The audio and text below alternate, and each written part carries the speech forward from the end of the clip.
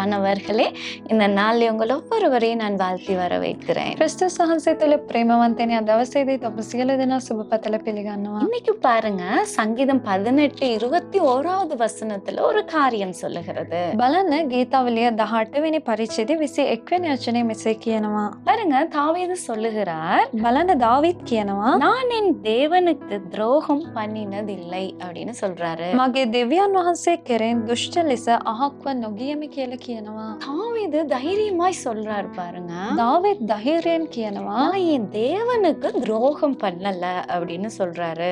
මම මගේ දෙවියන් වහන්සේට ද්‍රෝහිකම් කළේ නැහැ කියලා இன்னைக்கு කියනවා. நானும் நீங்களும் அப்படி சொல்ல முடியுமா? අද ඔබත් මමත් ඒ ආකාරයෙන් කියන්න පුළුවන්. கர்த்தருக்கு நாங்கள் துரோகம் பண்ணவே இல்லை அப்படின்னு நீங்க சொல்லக்கூடிய நிலைமையில நானும் நீங்களும் இருக்கிறோமா?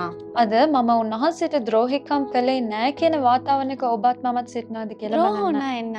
ද්‍රෝහිකම් කරන ஒரு කියන්නේ කොහොමද? உதாரணம் அப்படின்னா, கணவன் மனைவியை எடுத்துக்கொண்டோம் என்றால், උදාහරණයක් වශයෙන් ස්වාමී පුරුෂයා භාර්යාව ගත්තොත් கணவனுக்கு தெரியாம விருப்பம் இல்லாத காரியங்களை நாங்க ஒரு மனைவியானவள் செய்யும் போது அது கணவனுக்கு விரோதமான துரோகமாயிருக்கும். ස්වාමී පුරුෂයාට විරුද්ධව දන්නේ නැතුව සැඟවිලා කරන්න වූ දේවල් ස්වාමී පුරුෂයාට කරන ද්‍රෝහිකමක්ව තිබෙනවා. அப்ப அது கணவனுக்கு பிடிக்காம இருக்கலாம், ஆனா மனைவி செய்யறாங்க அப்படின்னா அது தப்பு தானே.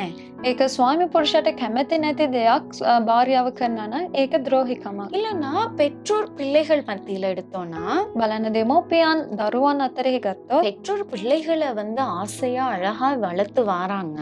දෙමෝපියන් ඇවිල්ලා දරුවන්ව ඉතා අලංකාර ලෙස ආදරයෙන් ඔවුන්ව ඇවිල්ලා හදනවා. ஆனா பிள்ளைகள் அவர்களுக்கு தெரியாம அவங்களுக்கு விருப்பம் இல்லாத நிறைய காரியங்கள் பண்ணும்போது பிள்ளைகள் பெற்றோருக்கு விரோதமாய் துரோகம் பண்றாங்க. දෙමෝපියන්ට විරුද්ධව දන්නේ නැතුව කරන්න වූ සියලු දේවල් ඒක ද්‍රෝහිකමක්ව තිබෙනවා. அப்ப அதே போலதான் ඒ වගේ තමයි நாங்கள் கர்த்தருக்கு விருப்பம் இல்லாத எத்தனை விஷயம் செய்யறோம். අපි උන්වහන්සේ ප්‍රසන්න නැති දේවල් කොච්චර කරනවද? நாங்க அவருக்கு விரோதமா துரோகம் பண்றோமா இல்லையா? අපි උන්වහන්සේට විරුද්ධව ද්‍රෝහිකම් කරනවද அவருக்கு නැද්ද? முக்கிய ஸ்தானம் கொடுக்காம උන්වහන්සේට වැදගත්කම දෙන්නේ நாங்க නැතුව உலகத்துக்கு மற்ற காரியங்களுக்கு முக்கிய கொடுக்கிற காரியங்கள், අපි ලෝකයටත් අනිත් දේවල් වලටත් අපි ප්‍රථම ස්ථානය දෙනවා. அவருதான் ஃபர்ஸ்ட் பிளேஸ் எங்க வாழ்க்கையில. උන්වහන්සේ තමයි අපගේ ජීවිතේ ප්‍රථම ස්ථානයේ සිටින්න ඕනේ. அது இல்லாம நாங்க அவரை செகண்ட் பிளேஸ் தேர்ட் பிளேஸ்ல வச்சுட்டு மத்த காரியங்களை முதல் ஸ்தானத்தை கொடுக்கும் போது அது அவருக்கு விரோதமான துரோகமாய் இருக்கிறது. එහෙම නැතුව අපි උන්වහන්සේව දෙවනි ස්ථානයේ තුන්වෙනි ස්ථානයේ තියනකොට ඒක ද්‍රෝහිකමක්ව තිබෙනවා. இன்னைக்கு நாங்க எப்படிப்பட்ட நிலைமையில இருக்கிறோம்? අද අපි කොයි වගේ තැනකද ඉන්නේ? தாவீது சொன்னது போல நான் கர்த்தருக்கு துரோகம் பண்ணல அப்படின்னு நாம சொல்ல முடியுமா? දාවිත් කිව්වා වගේ මම උන්වහන්සේට ද්‍රෝහිකම් කරේ නැහැ කියලා අපිට කියන්න පුළුවන්ද? இன்னைக்கு நம்ம எங்களை சிந்தித்து பார்க்க வேண்டும். අපි අපිව සිතලා බලන්න நாங்கள் ඕනේ. கர்த்தருக்கு துரோகம் செய்யாதவர்களாய் இருக்க வேண்டும். අපි උන්වහන්සේට ද්‍රෝහිකම් කරන්නේ නැති අය වෙන්න ඕනේ. இன்னைக்கு நான் கர்த்தருக்கு துரோகம் செய்துட்டேன் அப்படின்னு உங்க இருதயத்துல சொன்னா இன்னைக்கு அறிக்கையிட்டு ஜெபம் பண்ணுங்க. අද දවසේදී ඔබගේ හදවතේ මම උන්වහන්සේට ද්‍රෝහිකම් කරා කියලා කියනවා නම් ඔබ බාර කරන්න. யோசிச்சு பாருங்க, கர்த்தர் எங்களுக்காக காத்து கொண்டு இருப்பார். බලන්න හිතලා බලන්න උන්වහන්සේ අප වෙනුවෙන් ඉන්නවා. அப்ப அந்த டைம்ல அவரை காக்க வைத்துட்டு அவரை வேதனைப்படுத்திட்டு மத்த காரியங்களுக்கு நாங்கள் இடம் கொடுக்கும் போது அவருடைய இருதயம் எவ்வளவு வேதனைப்படும். උන්වහන්සේට අපි ඉන්න කියලා අපි අනිත් දේවල් වලට ප්‍රථම තැන දෙනකොට කොච්චර වේදනාවයිද? அந்த மாதிரி சின்ன காரியங்கள்ல கூட நம்ம கர்த்தருக்கு விரோதமாய் துரோகம் பண்ணக்கூடாது. එවැනි පොඩි දේවල් තුලවත් අපි උන්වහන්සේට විරුද්ධව පව් කරන්න හොඳ නැහැ.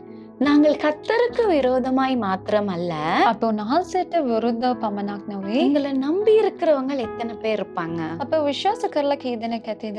கணவன் மனைவி இருப்பாங்க, ස්වාමි පුරුෂයා භාර්යාව ඉන්නවා, பெற்றோர் இருப்பாங்க, දෙමෝපියන් எங்கள் ඉන්නවා, அன்பானவர்கள் இருப்பாங்க. අපිට ප්‍රේම කරන අය ඉන්නවා. அவர்களுக்கு விரோதமாய் நாங்கள் துரோகம் பண்ணக்கூடாது. ඔවුන්ට විරුද්ධවවත් අපි ද්‍රෝහිකම් කරන්න හොඳ නැහැ. இன்னைக்கு அப்படிப்பட்ட நிலைமையில இருக்கிறீங்களா? අද ඔබ එවැනි තත්වයක அதுல සිටිනවද? இருந்து மனம் திரும்ப இன்னைக்கு ஒப்பு கொடுங்க. ඒ තුල ඉඳලා ඔබ පසුතැවිලි වෙන්න. தாவீது சொன்னது போல දාවිත් කිව්වා වගේ நாங்கள் துரோகம் பண்ணாதவர்கள் என்று சொல்லத்தக்கதா எங்க வாழ்க்கை மாற வேண்டும். අපි ද්‍රෝහිකම් කළේ නැහැ කියන තත්වයට අපගේ ජීවිතය වෙනස් වෙන්න ඕනේ. நாங்க ஜெபிப்போமா? අපි ආත්මයක් எங்கள் කරමු. அன்புள்ள தகப்பனே, අපගේ ප්‍රේමවන්ත ස්වාමීනි, இன்னைக்கு நம்ம வாழ்க்கையில நாங்கள் அறிந்து அறியாமல் அநேக துரோகங்கள் உங்களுக்கு விரோதமாய் நாங்க செய்திருக்கலாம். ஐயா, අපගේ ජීවිතයේ දැන නොදැන ඔබට විරුද්ධව පව් කරලා තිබෙනවා ස්වාමීනි. தயவாய் அந்த துரோகங்களை மன்னித்து இன்னையிலிருந்து மாற்றப்பட்டு வாழ எங்களுக்கு கிருபை செய்யுங்க.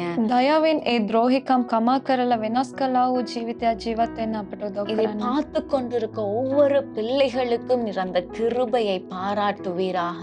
මේක බලාගෙන එන හැම දරුවෙක්ට මේ කරුණාව දෙන්න. இயேசு கிறிஸ்துவின் நாமத்தில் பிதாவே. ඒසුස් වහන්සේගේ නාමයෙන් පියාණන්. ஆமென். ආමේන්. God bless you. God bless you.